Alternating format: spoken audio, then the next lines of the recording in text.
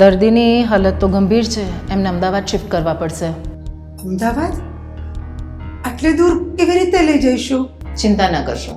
રાજ્ય સરકારે ગંભીર દર્દીઓ માટે અત્યાધુનિક સાધનો સાથે એર એમ્બ્યુલન્સની સેવા શરૂ કરેલ છે અને એની અંદર હાઈલી ક્વોલિફાઈડ ડૉક્ટર્સની ટીમ પણ હાજર હોય છે. ડૉક્ટર, તો આ એર એમ્બ્યુલન્સની સેવા લેવા માટે મારે શું કરવાનું?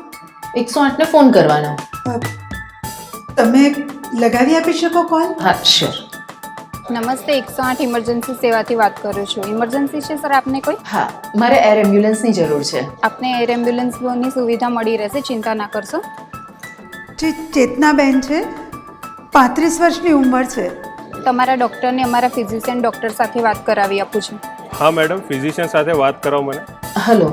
હા નમસ્તે ડૉક્ટર, હું ફિઝિશિયન બોલું છું. મને પેશન્ટની કન્ડિશન જણાવી આપો.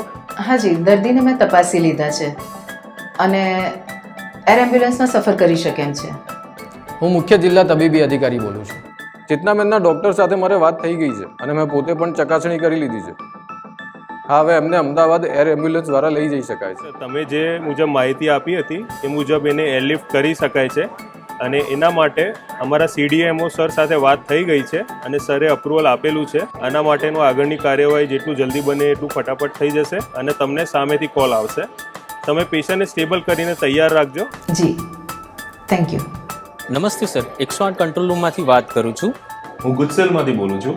અમારી પાસે એર એમ્બ્યુલન્સની સર્વિસ માટેનો એક કોલ આવેલો છે, જેની બધી જ માહિતી પેશન્ટની અમે નોંધી લીધી છે અને એ આપને ઓનલાઈન મોકલી આપવામાં આવી છે. પેશન્ટના રિલેટિવ સાથે વાત થઈ છે અને જે પ્રમાણે વિગત મળી છે અમે એર એમ્બ્યુલન્સની વ્યવસ્થા કરી દીધી છે. સાથે સાથે અમે રોડ એમ્બ્યુલન્સ 108 પેશન્ટ માટે મોકલી આપી છે.